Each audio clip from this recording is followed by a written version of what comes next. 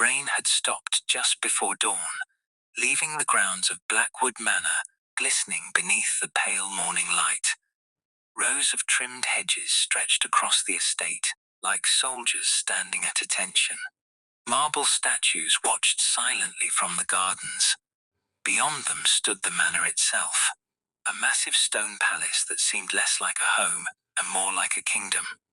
To most people, it was a symbol of wealth.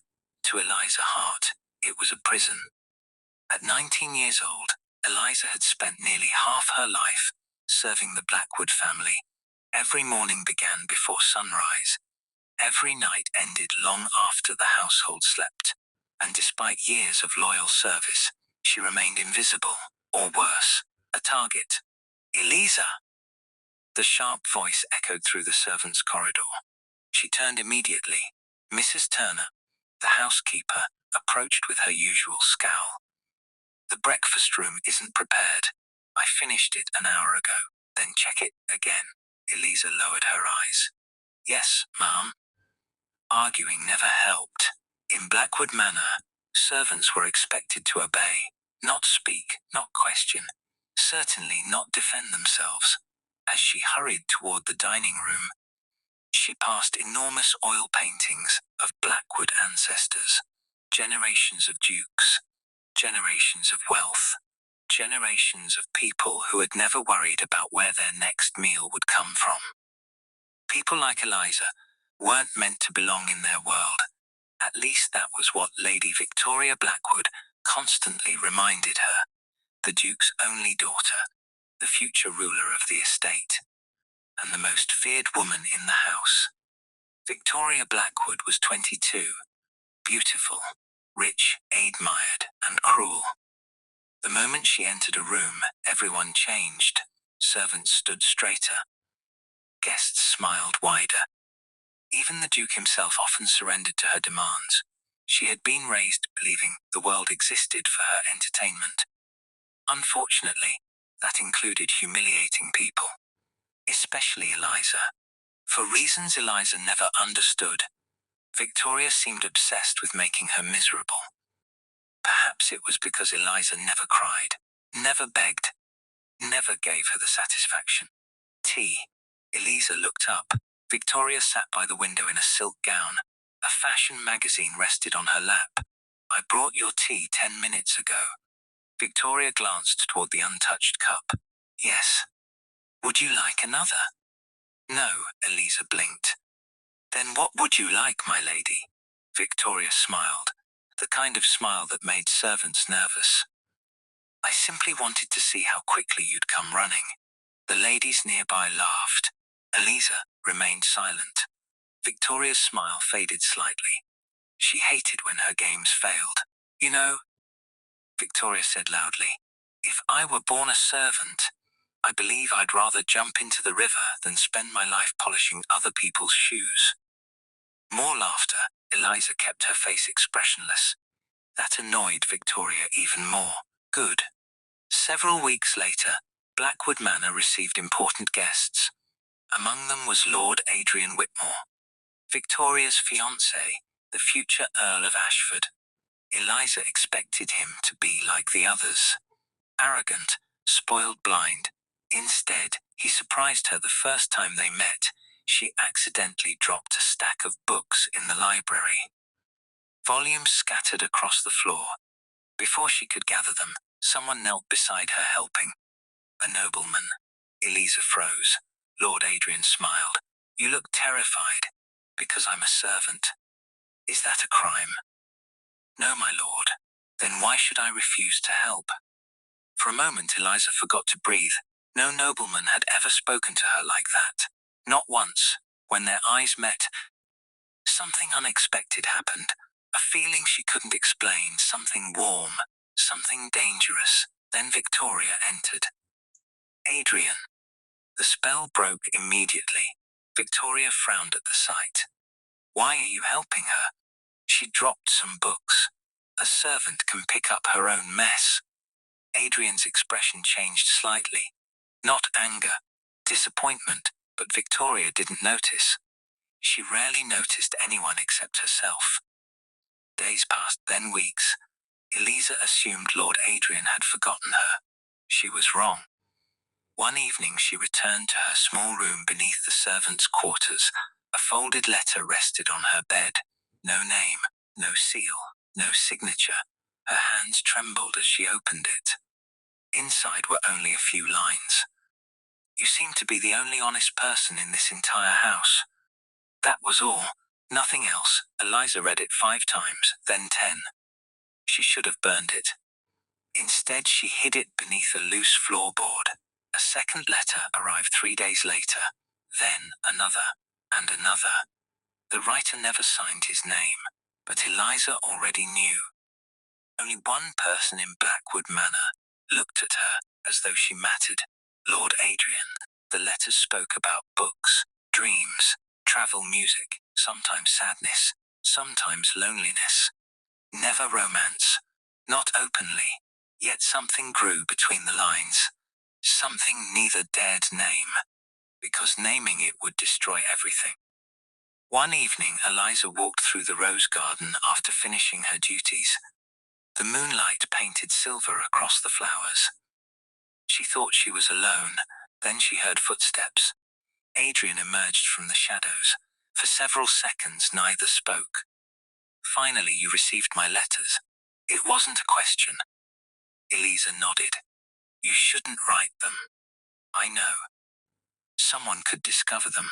I know. Victoria would be furious. Adrian laughed softly. I know that too. Silence returned, dangerous silence, the kind that made hearts beat faster.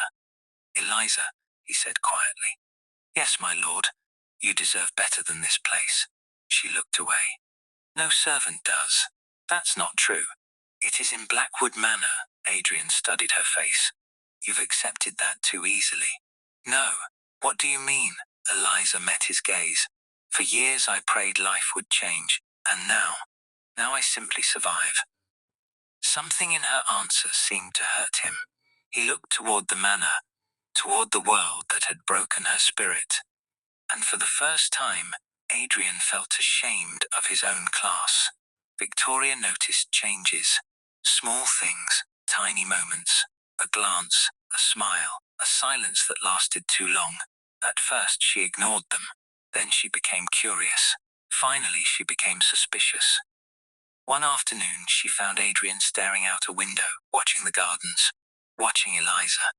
The Duke's daughter narrowed her eyes. She's only a maid. Adrian looked confused. Who? Eliza. His reaction told Victoria everything. A cold feeling settled in her stomach. Not fear, possession.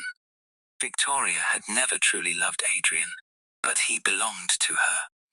And she didn't share her possessions. Not with anyone, especially not a servant. The annual Blackwood Garden Gala arrived in early summer.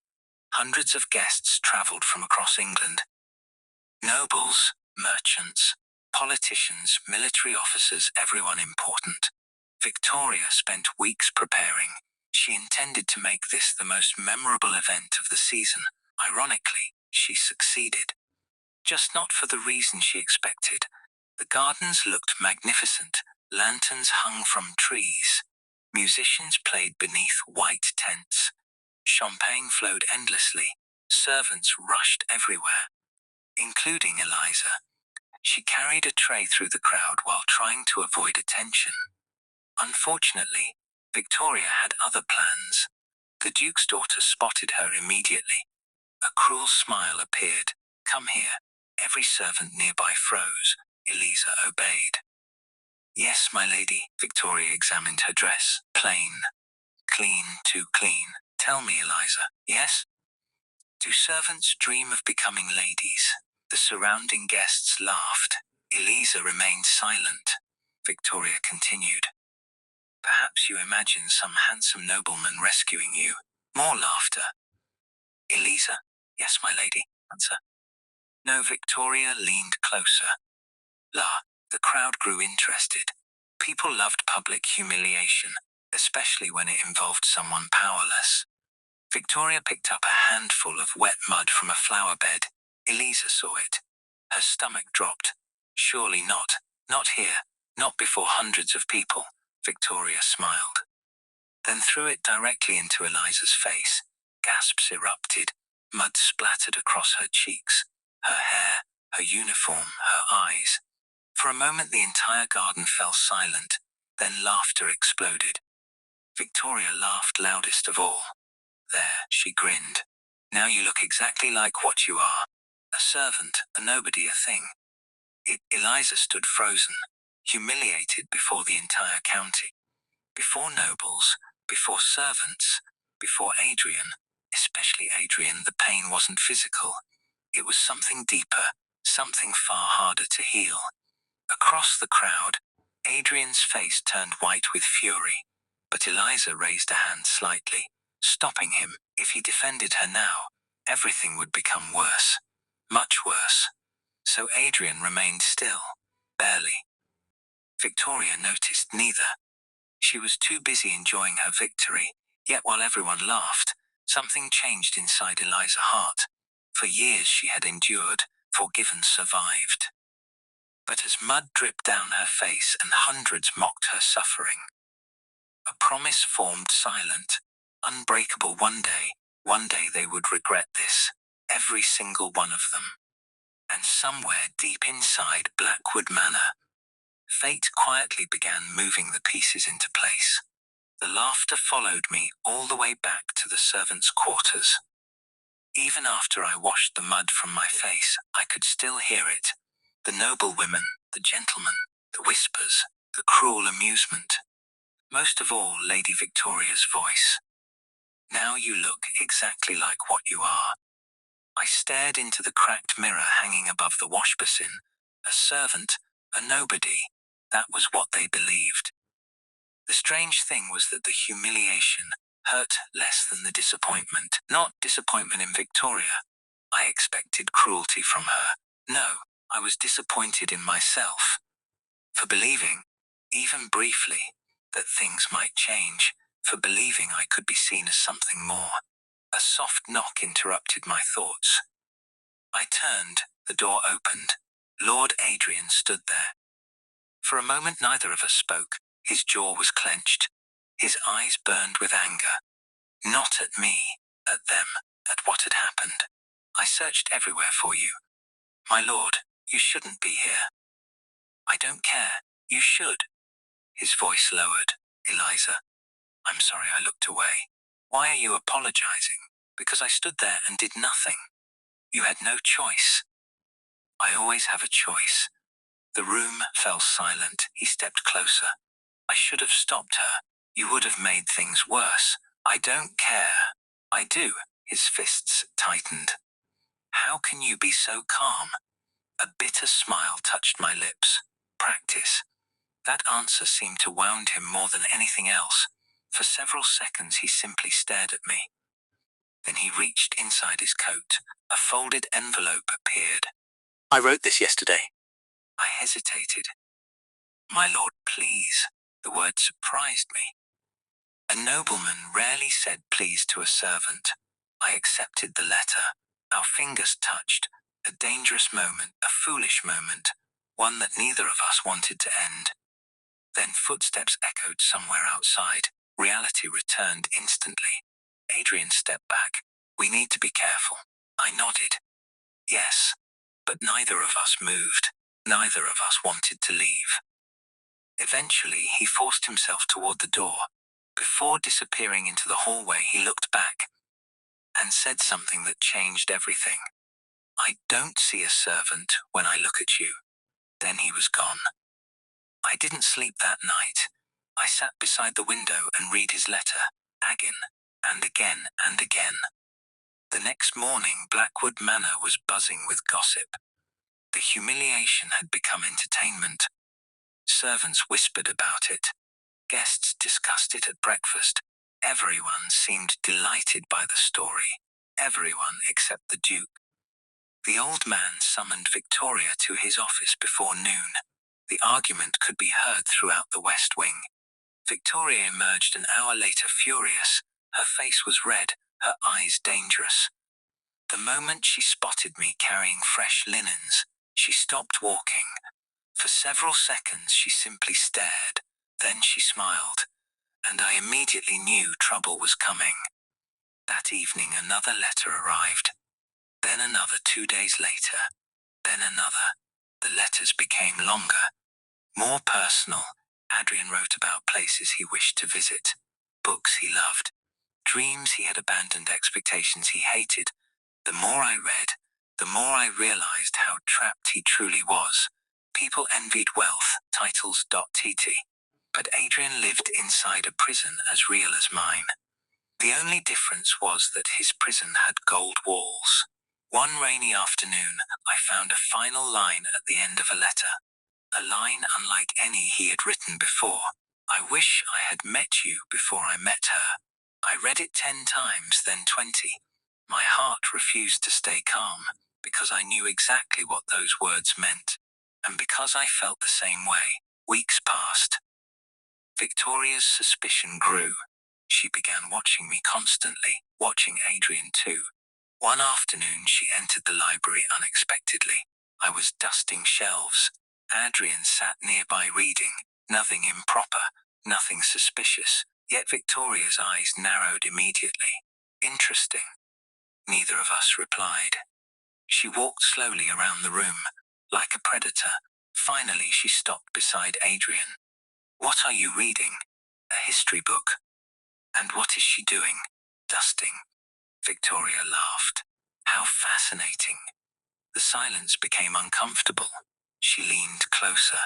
Tell me something, Adrian. What? If a servant forgot her place, what would you do?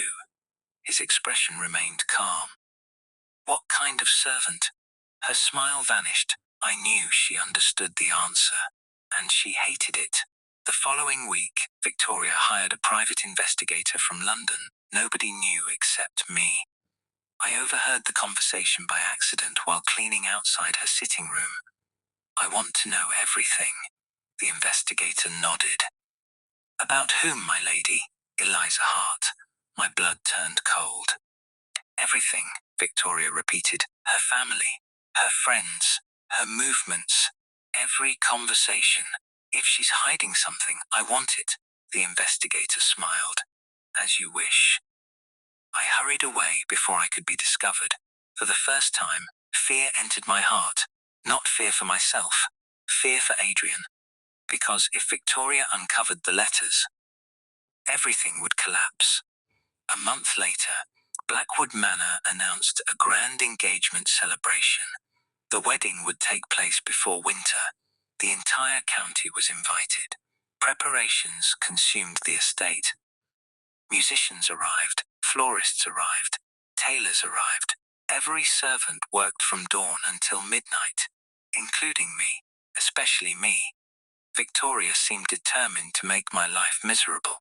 Every mistake became my fault. Every problem became my responsibility. Every day brought new humiliation.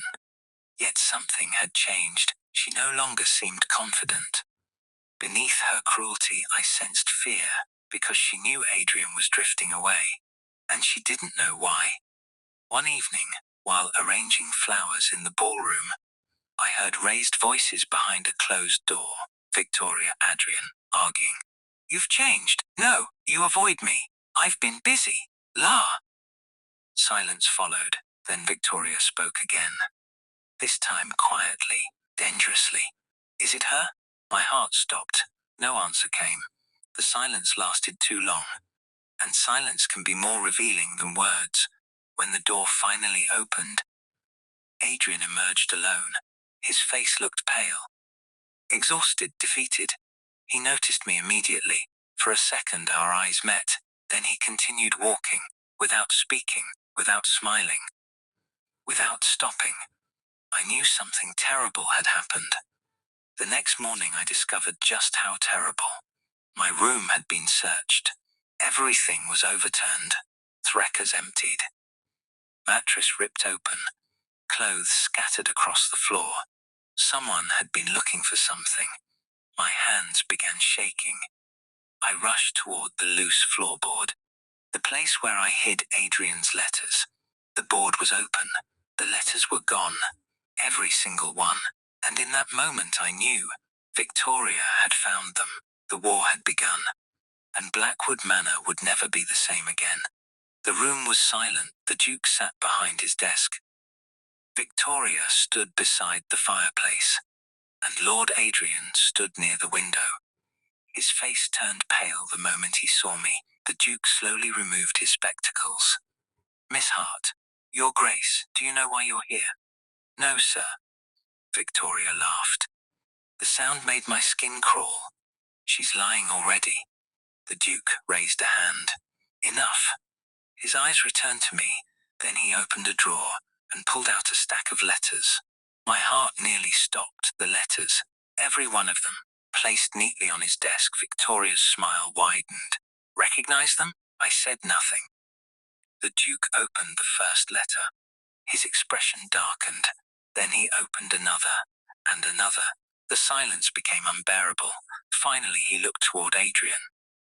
"Are these yours?" Adrian didn't hesitate. "Yes." Victoria's smile disappeared. Apparently she expected him to deny everything. The Duke rose slowly from his chair. "You wrote these letters to a servant?" "Yes." "You are engaged to my daughter?" "Yes." "And yet you carried on this secret correspondence?" Adrian's voice remained calm.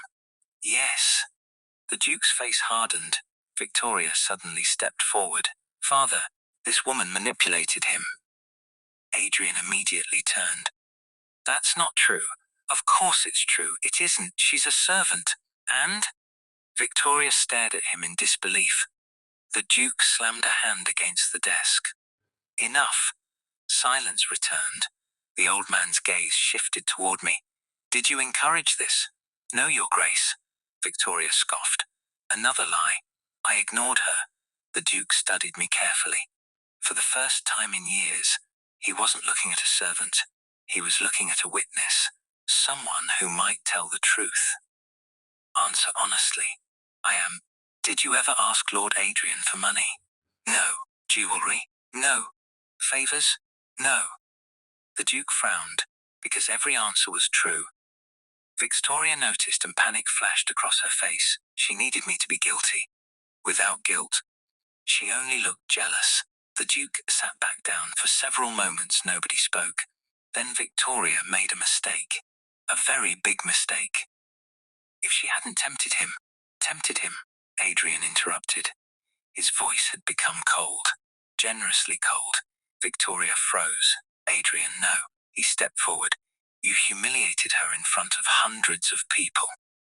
Victoria's face reddened. "You embarrassed me. You threw mud at her. She's a servant." The words echoed through the room. The Duke closed his eyes, almost as if he were tired, very tired. Adrian looked at Victoria as though seeing her clearly for the first time, and what he saw horrified him. "I think we're finished." The room went silent. Victoria blinked. "What?" I said, "We're finished." Her face turned white.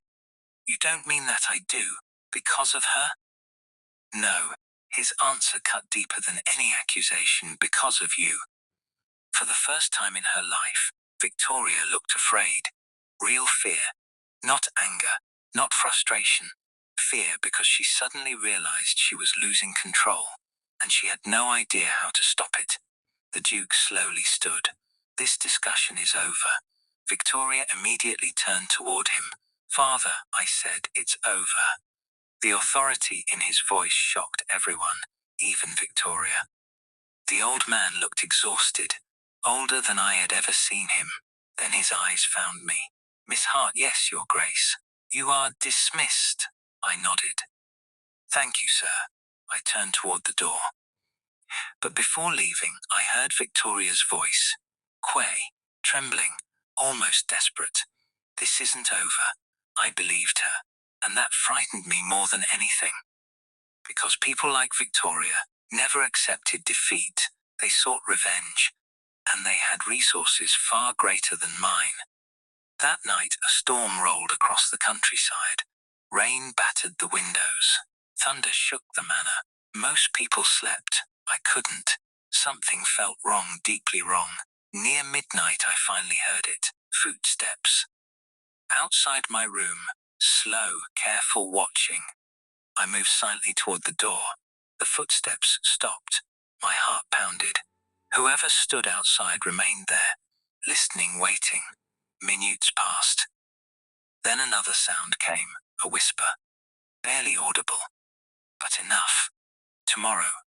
A man's voice. Then footsteps retreated into darkness. I didn't sleep at all. At sunrise, the truth arrived. A messenger from London. The private investigator. He had returned. And he wasn't carrying information about me. He was carrying information about my family. Information that would change everything I thought I knew about my past. Information someone had spent 19 years trying to hide. The next morning, Blackwood Manor woke to chaos. Servants whispered in corridors. Footmen abandoned their duties to exchange rumors. Even the kitchen staff seemed distracted. Everyone had heard something. No one knew the full truth. I was summoned to the Duke's study before breakfast. The investigator from London stood beside the fireplace, a thin man with grey eyes and a face that revealed nothing. The Duke looked exhausted. Victoria looked furious, and Lord Adrian looked concerned. The investigator placed a leather folder on the desk. Miss Eliza Hart. My throat tightened. Yes? I believe your name is not actually Eliza Hart. The room became silent. I stared at him. What? He opened the folder. I traced your family records. There must be a mistake. There isn't. The investigator removed several old documents, birth certificates, property records, legal contracts. Then he placed an aged photograph on the desk. A woman stared back at me. I nearly collapsed, because she looked exactly like me. The same eyes, the same face, the same smile. My mother, the investigator nodded. Lady Eleanor Ashcombe. The Duke suddenly sat upright. His expression changed instantly. Victoria noticed. What is it? The Duke ignored her. His eyes remained fixed on the photograph. The investigator continued. 20 years ago, Lady Eleanor disappeared shortly after a dispute involving the Ashcombe inheritance. Nobody moved. Nobody spoke. Then came the second bombshell. At the time of her disappearance, she had a newborn daughter. My blood ran cold. The investigator looked directly at me. You... Victoria laughed nervously. This is ridiculous. No one joined her. The investigator slid another document forward. The records are genuine. The Duke slowly lowered himself into his chair. Adrian looked stunned. I could barely think. For 19 years I had believed I was the daughter of poor servants. Now a stranger was telling me that my entire life had been built on a lie. Victoria stepped forward. No. The word came out sharp. Desperate. No. The investigator remained calm. The evidence is overwhelming. She's a maid. She was raised as one. Victoria pointed at me. She cleans floors. That does not change her bloodline. Victoria's face turned white, because she understood exactly what this meant. I wasn't merely some servant. I belonged to one of the wealthiest noble families in England. The room felt smaller. The air felt heavier. Everything I thought I knew was collapsing. The Duke finally spoke. If this is true, the investigator nodded. It is. The old man looked toward me, and for the first time in years, he stood, not as a master addressing a servant, as an equal addressing another member of the aristocracy. Victoria saw it happen, and she hated it.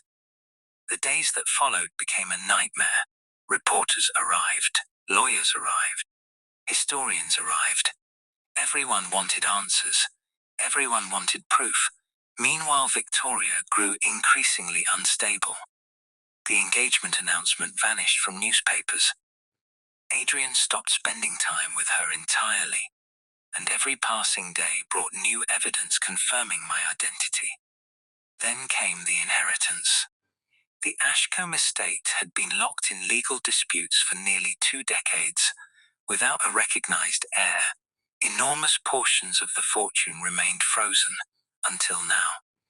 One afternoon, 3 lawyers arrived from London. The meeting lasted 4 hours.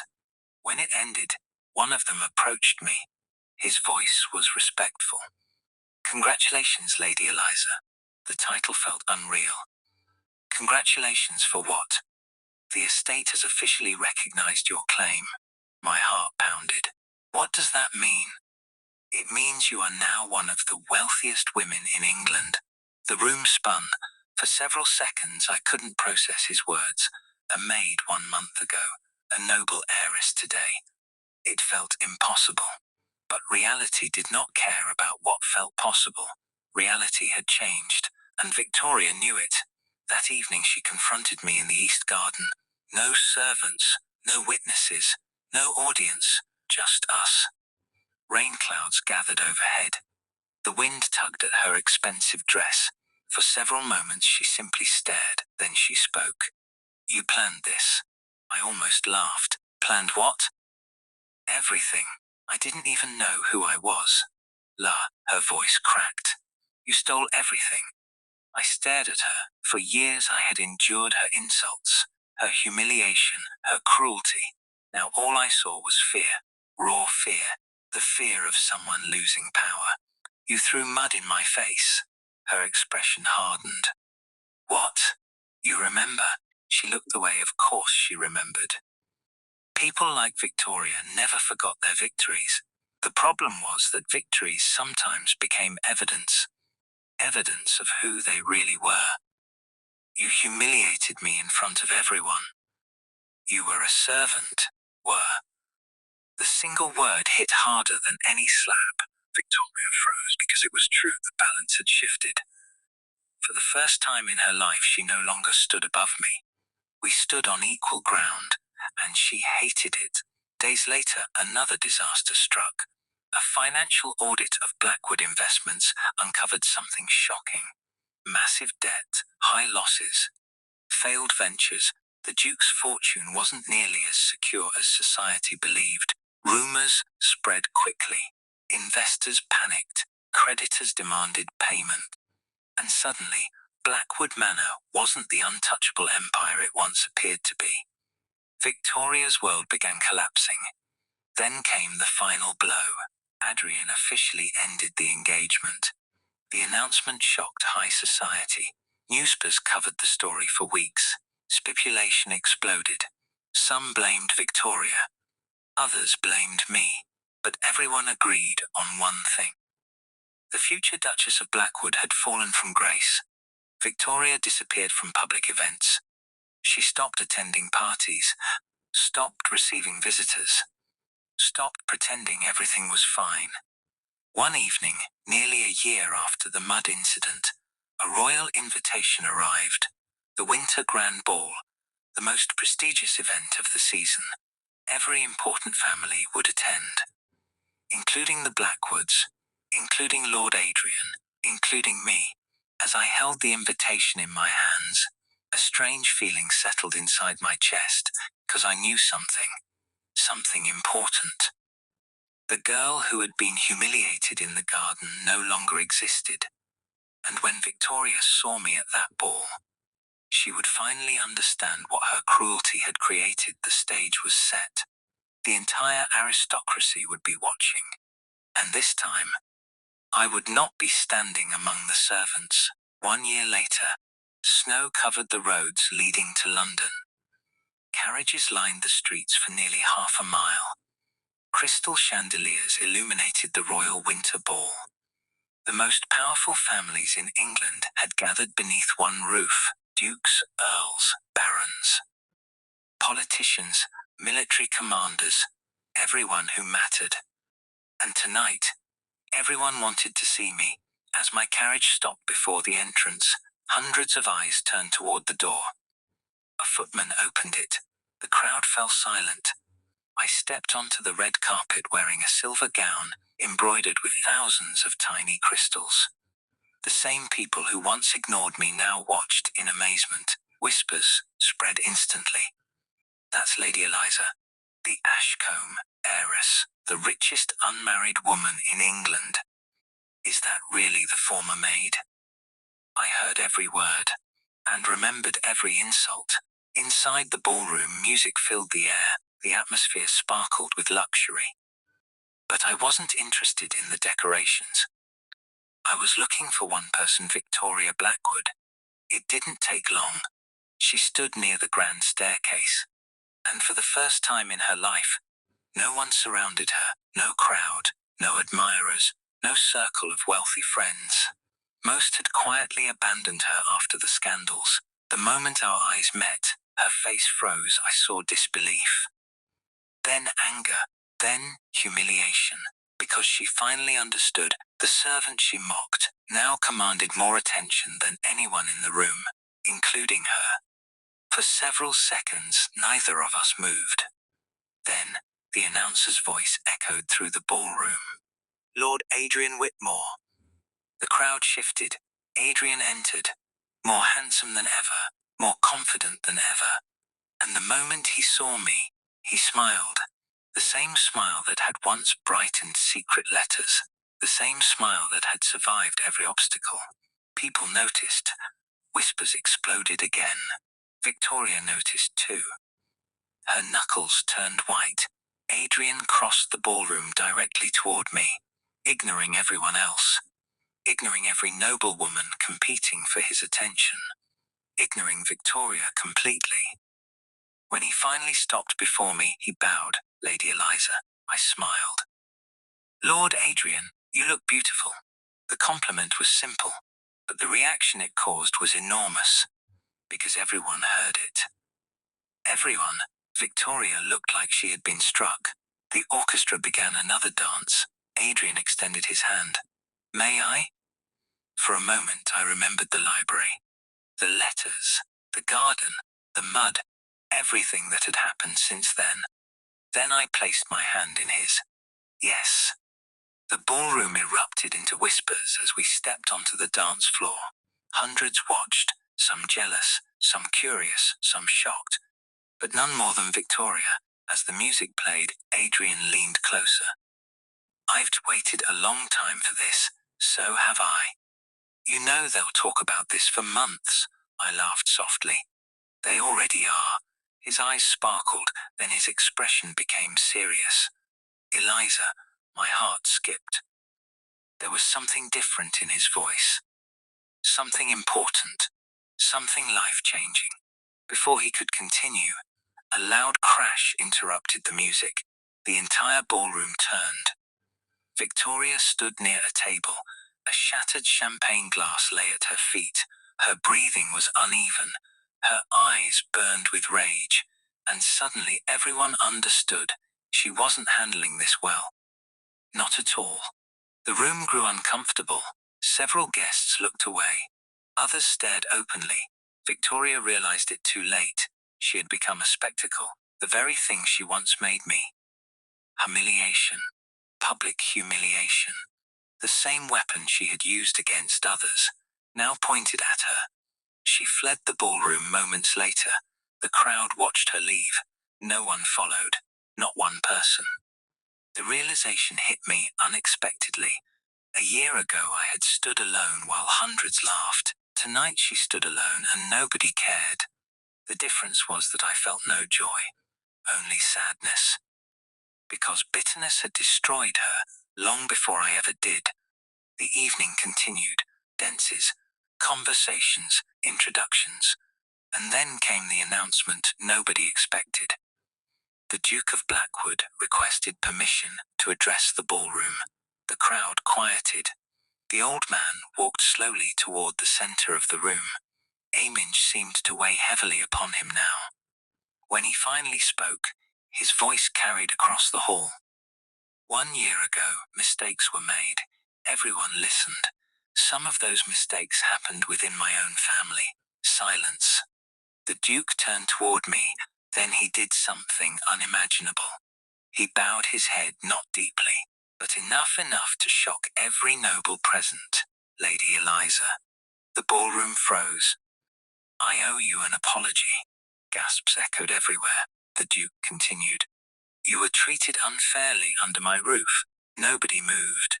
Nobody spoke. I failed to stop it. His voice cracked slightly. And for that, I am sorry. The apology lasted only seconds.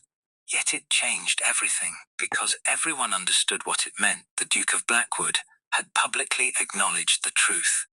I accepted with a simple nod. Nothing more was needed. The past could not be erased, but it could finally be acknowledged. Hours later, the ball began winding down. Guests departed. Carriages rolled into the snowy night, and for the first time all evening, Adrian and I found ourselves alone, beneath a balcony overlooking the city. Snow drifted gently through the darkness. The world seemed quiet, peaceful. Adrian looked nervous, which surprised me. Then he reached into his coat. My heart immediately started racing, because I knew before he even spoke. Eliza, I smiled. Yes, you once told me people like us only survive. I remembered. The garden, the moonlight, the pain, everything. Adrian stepped closer. But I don't want to survive anymore. My breath caught. I want to live. Then he opened a small velvet box. Inside rested a diamond ring. And suddenly, every moment that had brought us here flashed before my eyes. The letters, the mud, the tears, the secrets, the battles. Everything. Adrian's voice trembled. Will you marry me? Tears filled my eyes. Not because of the ring, not because of the title, not because of the future, because after everything we endured, we were finally free. And this time, no one could take that away. 3 months after Adrian's proposal, London prepared for the wedding of the year. Newspapers couldn't stop talking about it. The former maid, the lost heiress, the future countess. Every headline carried Eliza's name. But while the city celebrated, someone was planning revenge. Victoria Blackwood. She had disappeared from society. Most people assumed she was broken. Defeated, finished. They were wrong, because Victoria had spent the last 3 months gathering information, watching, waiting, planning, and she blamed Eliza for everything. Her lost engagement, her ruined reputation, her loneliness. In Victoria's mind, none of it was her fault. It never was. One rainy evening, a stranger arrived at Blackwood Manor, carrying an old wooden box. Inside were letters. Very old letters. Letters written by Lady Eleanor Ashcombe 20 years earlier. Victoria read them through the night. Then she smiled, for the first time in months, because hidden among those letters was a secret powerful enough to destroy Eliza's future. A week later, London awoke to scandal. Newspapers printed shocking accusations, questions about Eliza's inheritance, questions about her legitimacy, questions about her mother's disappearance. The city exploded with gossip. By noon, everyone was talking about it. By evening, investors were nervous. By midnight, wedding guests were reconsidering attendance. Exactly as Victoria intended. Meanwhile, Eliza sat in her London residence staring at the newspaper. She felt sick, not because she believed the accusations, because she knew who was behind them. Victoria. Always Victoria. Adrian arrived shortly afterward. He found Eliza standing beside the fireplace, silent, thinking. She's done something. Adrian nodded. I know. How bad is it? He hesitated. Bad. For a moment neither spoke. Then Eliza surprised him. She smiled. Adrian frowned. Why are you smiling? Because she's desperate. What? If Victoria had real power left, she wouldn't be spreading rumors. Adrian considered this, and slowly realized she was right. Victoria wasn't attacking from strength. She was attacking from weakness. The next morning, the Ashcombe lawyers held a press conference. The evidence was overwhelming. Every accusation collapsed within hours. Documents, witnesses, records, everything. By evening, newspapers were printing corrections. By the following day, public sympathy shifted entirely toward Eliza. and public anger shifted toward Victoria. The plan had failed, completely. But Victoria wasn't finished. 2 nights before the wedding, Eliza received a handwritten note. No signature, no seal, just an address and a message. Come alone if you want the truth about your mother. Against everyone's advice, Eliza went. The address led to an abandoned estate outside London, dark, silent despoty, or so it appeared. Inside the crumbling ballroom stood Victoria, alone waiting. For several seconds neither woman spoke. Then Victoria laughed. You actually came. You mentioned my mother. Victoria's smile widened. Of course I did. You lied. Yes. Eliza wasn't surprised. Victoria stepped closer. Her appearance shocked Eliza. She looked exhausted, older, consumed by bitterness. You know what's funny? Victoria asked. What? I had everything. Silence, everything. Her voice cracked. The wealth, the title, the future. And I still wasn't happy. Eliza watched quietly, because for the first time, Victoria wasn't angry. She was honest. I kept thinking that if I destroyed enough people, I'd finally feel better. Her eyes filled with tears, but it never worked. The confession hung in the air, heavy, painful, real. Victoria looked away. I hated you from the moment I met you. Why? Because people liked you. Eliza blinked. What? They smiled around you. Victoria laughed bitterly. They never smiled around me. The truth stunned her. All those years, all that cruelty. Born from jealousy, not superiority, jealousy. Eventually Victoria stepped aside. The fight had finally left her. I'm leaving England. Eliza stared. Leaving? Tomorrow. For where? I don't care. And for the first time Eliza believed her. Victoria looked tired, tired of fighting, tired of losing, tired of herself. As Eliza walked away, Victoria spoke one final time. I really did throw mud at the wrong girl. Then she disappeared into the darkness, never to be seen again. 2 days later, London witnessed the wedding of the decade. Thousands gathered outside the cathedral. Crowds filled the streets. Church bells rang across the city. And when Eliza walked down the aisle toward Adrian, she remembered the servant girl she used to be. The girl covered in mud. The girl everyone laughed at. The girl nobody defended. That girl had survived, and because she survived, this moment existed. As Adrian took her hand, sunlight poured through the cathedral windows. The future stretched before them, bright, open, free. And somewhere far away, the past finally loosened its grip. The revenge was never wealth. It was never status. It was never victory. The real revenge was living happily after they expected her to break. 5 years later, the story should have ended there. Most people believed it had. The maid became a lady. The lovers married. The villain disappeared. The end. But real life rarely ends so neatly. One autumn morning, while Eliza and Adrian were having breakfast at Ashcombe House, a letter arrived from France. The seal was unfamiliar, the handwriting even more so. Eliza opened it casually, then froze. Adrian immediately noticed. What is it? She stared at the signature, unable to speak. After several seconds she handed him the letter. His eyes widened. Impossible. At the bottom of the page were 2 words, Victoria Blackwood. For 5 years nobody had heard from her. No letters. No rumors. Nothing. It was as if she had vanished from the earth. Until now the letter was short, painfully short. If this reaches you, I am probably dying. There is something you deserve to know. Something I should have told you years ago. The truth about your mother was never fully discovered. I know where the missing diary is. Please come. Victoria. Silence filled the room. Adrian looked concerned. This could be a trap. It could. Are you going? Eliza stared at the letter, thinking, remembering, wondering. Finally she nodded. Yes. 2 weeks later, they arrived in southern France. The address led to a small coastal village overlooking the sea. Nothing like the grand estates of England. Nothing like Blackwood Manor. Victoria was living in a modest cottage near the cliffs.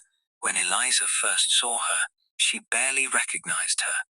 The once proud noblewoman looked thin, fragile, older than her years.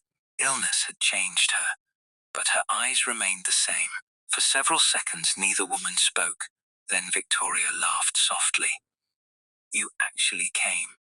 You said you knew something about my mother." Victoria nodded. "I do." She motioned toward a chair. "Sit." The conversation lasted hours, and by the end of it, everything changed. Victoria revealed that years earlier she had secretly discovered a hidden diary belonging to Lady Eleanor Ashcombe. The diary contained details nobody else knew, not even the investigators, not even the lawyers, not even Eliza herself. Most importantly, it explained why Eleanor disappeared, not because she abandoned her daughter, not because she ran away, because she was protecting her. The diary revealed that powerful relatives had tried to seize the Ashcombe inheritance. When Eleanor refused, threats followed, then violence, real violence. To save her infant daughter, she arranged for Eliza to be raised anonymously among servants, far from aristocratic politics, far from danger, far from greed. For years Eleanor lived in hiding, watching from a distance, protecting her child, until illness eventually claimed her life. By the time Eliza finished reading the diary, tears streamed down her face. For years, she had wondered whether her mother loved her. Now she finally knew. She had every single day. Victoria remained quiet, watching, waiting. Finally, Eliza looked up. "Why tell me now?" Victoria smiled sadly. "Because I spent most of my life destroying things, silence. And before I die, I wanted to do one good thing." For the first time in their lives, neither woman hated the other. The anger had burned itself out years ago.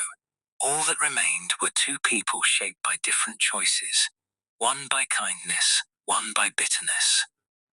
As the sun began setting over the sea, Victoria handed Eliza a small wooden box. Inside was something unexpected, a photograph, taken decades earlier. It showed Lady Eleanor holding a baby, holding Eliza, the only photograph that existed of them together. Eliza broke down crying. Victoria looked away, giving her privacy, because for perhaps the first time in her life, she understood compassion.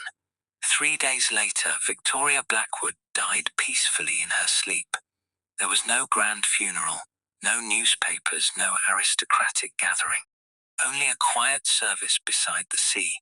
Eliza attended, so did Adrian. As the ceremony ended, Eliza placed a single white rose on the grave, not because Victoria deserved forgiveness, not because the past had disappeared, but because carrying hatred forever would only create another Victoria, and that cycle needed to end. As she walked away, Adrian took her hand. The wind carried the scent of the ocean. The future stretched ahead, bright and endless. The servant girl who had once stood, covered in mud before a laughing crowd, had finally found something greater than revenge. Peace. And this time, it would last forever. 10 years later, children's laughter echoed through the gardens of Ashcombe House. The estate felt alive, not because of wealth, not because of titles, because it had become a home. Eliza stood beneath a large oak tree, watching her son race across the lawn with his younger sister. The sight never failed to make her smile. Adrian appeared beside her, carrying 2 cups of tea. "You're thinking again," she laughed. "You always know. You get that look." "What look?" "The one that says you're visiting the past." Eliza accepted the tea. Perhaps he was right. Sometimes she still remembered Blackwood Manor, the servants' corridor, the endless work, the mud, the laughter. But those memories no longer hurt. Time had transformed them into lessons. The kind that shaped a person rather than broke them. A messenger arrived shortly before noon. An elderly lawyer stepped from the carriage. His appearance immediately caught Adrian's attention. The man looked nervous, very nervous. After introductions, the lawyer handed Eliza a sealed packet. There were instructions. What kind of instructions? To deliver this exactly 10 years after Lady Victoria Blackwood's death. Eliza froze. Victoria, even after all these years, the lawyer nodded. She was very specific. The packet contained a letter, nothing else. Just a single handwritten letter. Eliza unfolded it slowly. The handwriting was unmistakable. If you are reading this, then 10 years have passed. That means I was wrong about one thing. I always believed people never changed. You proved they could. For most of my life, I blamed everyone else for my unhappiness. By the time I realized the truth, I had already wasted years. If your children ever ask about me, do not tell them I was a villain. Tell them I was a warning. Tell them pride can destroy a person faster than poverty ever could. Tell them kindness is worth more than status. And tell them I was sorry. Victoria. For several moments nobody spoke. The wind moved gently through the trees. Finally Adrian broke the silence. What will you do with it? Eliza folded the letter carefully. Keep it. You forgive her? Eliza thought about the question, then smiled softly. I forgave her a long time ago. That evening, as the sun began setting, her children asked for a story, their favorite request. They climbed onto a blanket beside the fireplace, waiting, excited. Tell us a true story. Eliza smiled. A true story? Yes, the best one. Her son nodded enthusiastically. The one about the brave girl. Adrian laughed from across the room. Apparently you're famous. Eliza settled into her chair, then began. There was once a young maid who lived in a very large house. The children listened carefully. She told them about courage, about kindness, about standing back up after being humiliated. But she left out the bitterness, left out the revenge, because those were never the most important parts. When she finally finished, her daughter asked the question that mattered most. How did she win? Eliza smiled, the same answer she had discovered years ago. She didn't win because she became rich. The children looked confused. Then how? She won because the people who tried to make her cruel failed. The room became quiet. Outside, the stars appeared above Ashcombe House. Inside, warmth and laughter filled every corner. And as Eliza watched her family together, she understood something her younger self never could have imagined. The greatest victory was never revenge. It was building a life so full of love that the past no longer had power over you. The mud had washed away long ago. The scars had faded. The pain had ended. But the strength it created remained forever. And that was the real ending. 25 years later, Ashcombe House had become one of the most respected estates in England. Not the richest, not the grandest, but perhaps the most loved. Servants stayed for decades. Families grew old together. Children who once played in the gardens now brought their own children to visit. The estate felt less like a noble residence and more like a community. And that was exactly how Eliza wanted it. One winter evening, a heavy snowstorm swept across the countryside. The grandchildren had gathered around the fireplace. Outside, the wind howled. Inside, the house glowed with warmth. Grandmother, one little girl asked, tell us the story again. Eliza smiled. The story, the maid, the one who became a lady. The children immediately cheered. Even after all these years, it remained their favorite. Adrian laughed from his armchair. They never get tired of it. Neither do you. That's true. The children settled down waiting, expecting. But this time Eliza told a different version, not about herself, about choices, about the moments that change lives forever. She told them how a single act of cruelty can echo for years, and how a single act of kindness can do the same. When she finished, her oldest grandson asked quietly, "Did the people who hurt her ever regret it?" The room became silent. The question carried more weight than the child realized. Eliza thought carefully before answering. "Some did, and some didn't," she nodded. "That's life," the boy frowned. "That doesn't seem fair." Adrian chuckled softly. "No, it isn't." The boy considered this, then asked another question. "The girl who became a lady, yes, was she happy?" Eliza looked toward the window.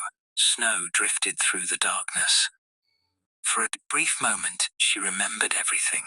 The servant corridors, the cold nights, the humiliation, the tears, the loneliness. Then she looked around the room at her children, her grandchildren, her husband, the life she had built, and smiled. "Very happy." The children seemed satisfied with that answer.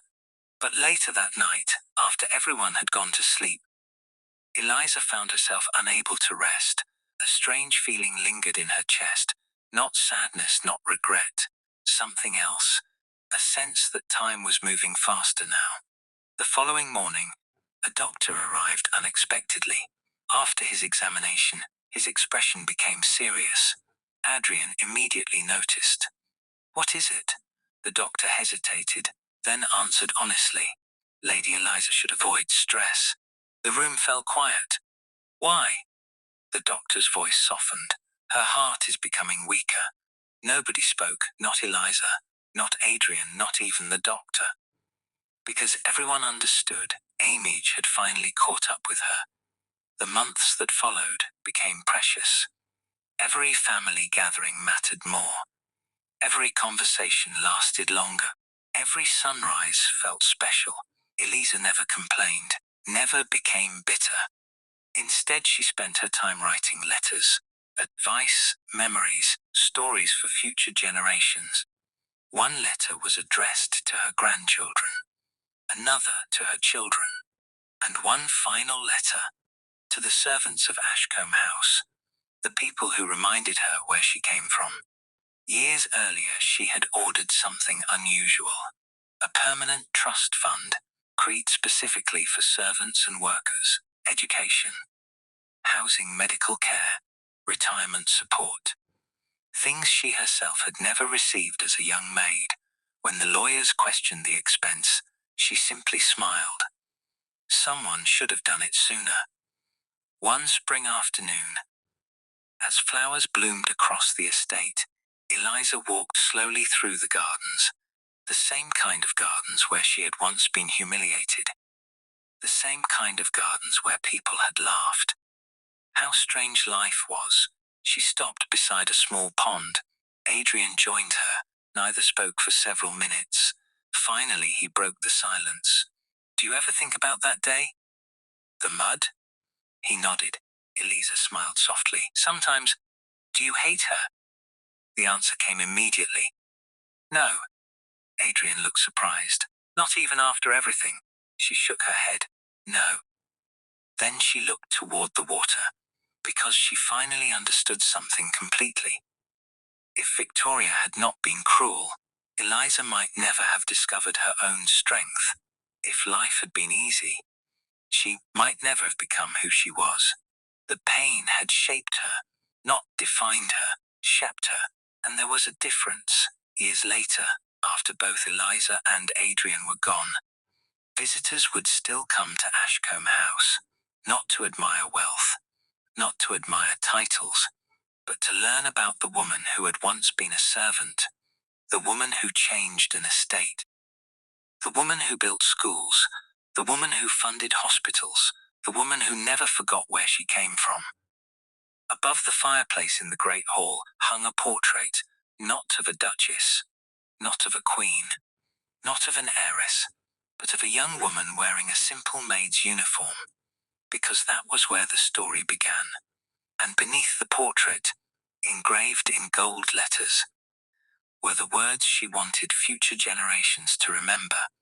Your circumstances do not decide your worth.